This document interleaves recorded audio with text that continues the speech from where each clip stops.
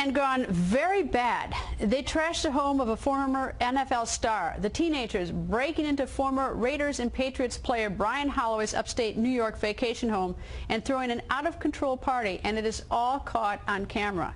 So why is the former football player now facing a possible legal battle? Bryan Holloway and his son, Bryan Jr., joins us. Good evening, gentlemen. Hello, how are you today? How's it going? Very well, and I tell you, I'm Team Holloway on this. So, but anyway, this story is extraordinary. But let me go to first to you, sir, Bryan Sr., not Jr. What happened?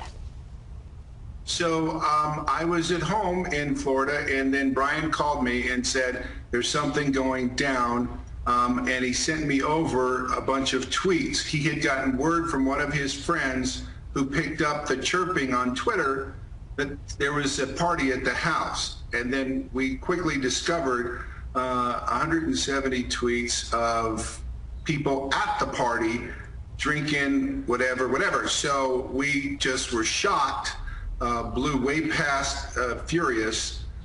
And I told Bryan to capture all that digital data as quickly as possible. And then I had to focus on really what was most important, because everything that was broken can be fixed and everything that was stolen can be returned, and to see what we can do to help save these 300 lives. Now, that was the best and probably the healthiest way for me to look at what had occurred, because it was overwhelming in many ways. Let me go to Bryan Jr. then. Bryan Jr., tell me then what happened, sort of how the pictures of the culprits ended up where? It was people were updating their statuses and situations that they were at, and all the fun that they were having, and how it was a crazy night, how they can't even remember it, but it was a blur, and they'll never forget the friends that they made, but they will forget the party. A bunch of a cluster of under the influence tweets, I would say. And then so that was unraveling in front of us, and of course the aftermath of saying how great the party was. And then we looked beforehand on I guess there was some sort of lead up to the party as well.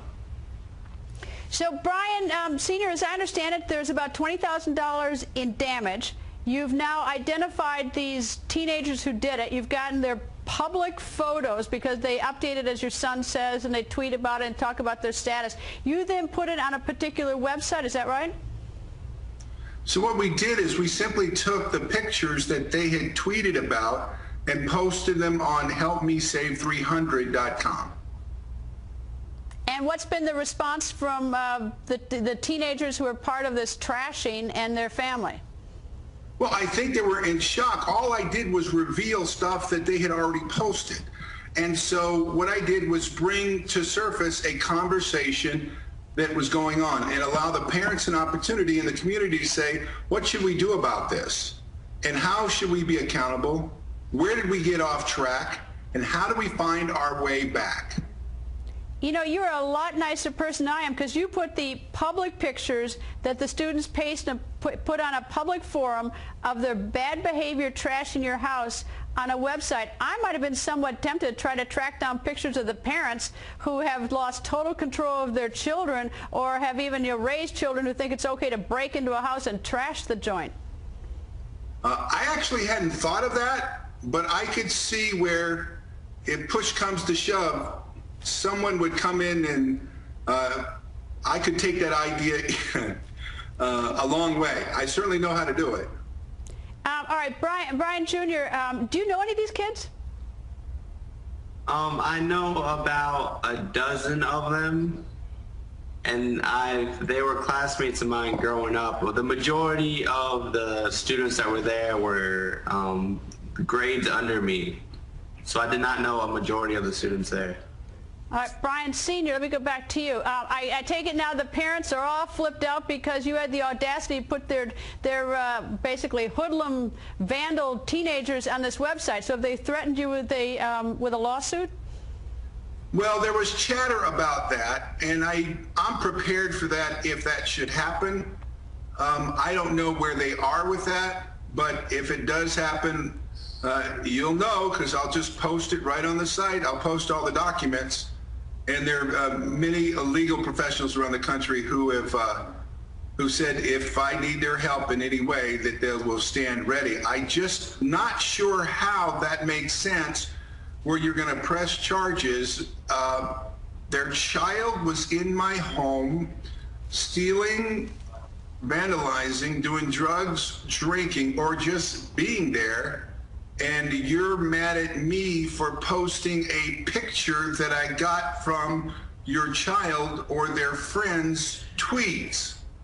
I'm not sure I understand how that's breaking the law.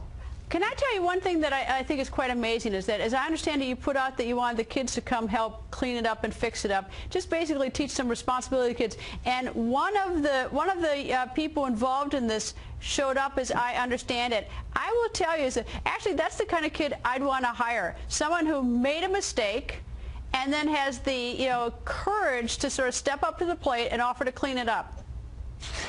That's exactly what I said to him when he came in here. What I said was, number one, I want to acknowledge you for the courage to step forward and stand accountable. I said, number two, we're going to have a conversation, you and me, about what occurred, because there's an injury here that needs to be reconciled.